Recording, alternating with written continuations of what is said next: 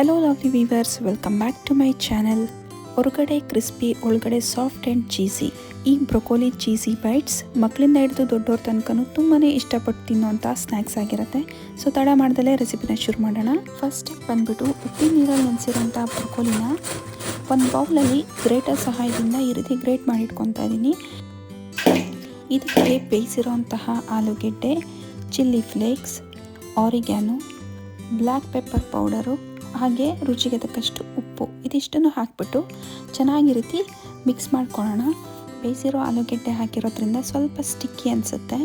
ಉಪ್ಪು ಖಾರ ಎಲ್ಲ ಚೆನ್ನಾಗಿ ಹೊಂದ್ಕೊಳ್ಳೋ ರೀತಿಯಲ್ಲಿ ಇದನ್ನು ಈ ರೀತಿಯಾಗಿ ಕಲಿಸ್ಕೊಂಡು ರೆಡಿ ಮಾಡಿ ಇಟ್ಕೊಂಡಿದ್ದೀನಿ. ಇವಾಗ ಸ್ವಲ್ಪ ಹಿಟ್ಟನ್ನು ತಗೊಂಡು ಈ ರೀತಿಯಾಗಿ ಶೇಪ್ನ ಕ್ರಿಯೇಟ್ ಮಾಡ್ಕೊತಾ ಇದ್ದೀನಿ.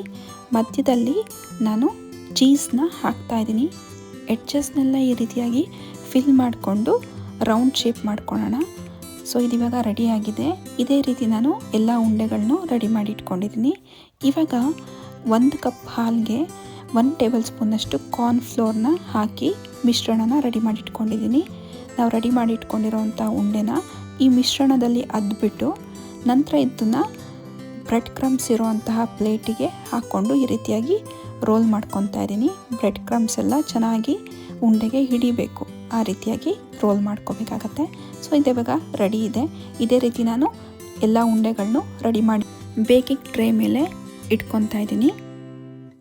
ಇದನ್ನು ಡೀಪ್ ಫ್ರೈ ಮಾಡಿದ್ರೆ ಎಣ್ಣೆನ ಜಾಸ್ತಿ ಹೀರುತ್ತೆ, ಹಾಗಾಗಿ ನಾನು ಬೇಕ್ ಮಾಡ್ಕೊತಾ ಇದ್ದೀನಿ. ಇದ್ರ ಮೇಲ್ಗಡೆ ಜಸ್ಟ್ 1 ಟೇಬಲ್ ಸ್ಪೂನಷ್ಟು ಎಣ್ಣೆನ ಹಾಕಿಬಿಟ್ಟು ಒಂದು 15 ನಿಮಿಷಗಳ ಕಾಲ ನಾನು ಬೇಕ್ ಮಾಡ್ಕೊತಾ ಇದ್ದೀನಿ.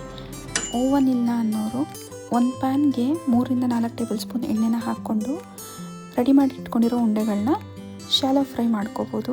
ನೋಡ್ತಾ ಇರ್ಬೋದು ಎಷ್ಟು ಬ್ಯೂಟಿಫುಲ್ಲಾಗಿ ಗೋಲ್ಡನ್ ಕಲರ್ ಕಾಣಿಸ್ತಾ ಇದೆ ಅಂತ. ಒಳಗಡೆ ತುಂಬಾ ಸಾಫ್ಟ್ ಆ್ಯಂಡ್ ಚೀಸಿ ಆಗಿದೆ, ಹೊರಗಡೆ ಕ್ರಿಸ್ಪಿ ಆಗಿದೆ. ಸೊ ದೊಡ್ಡವರಿಂದ ಹಿಡಿದು ಮಕ್ಕಳು ತನಕನೂ ಈ ಒಂದು ರೆಸಿಪಿನ ಇಷ್ಟಪಟ್ಟು ತಿಂತಾರೆ.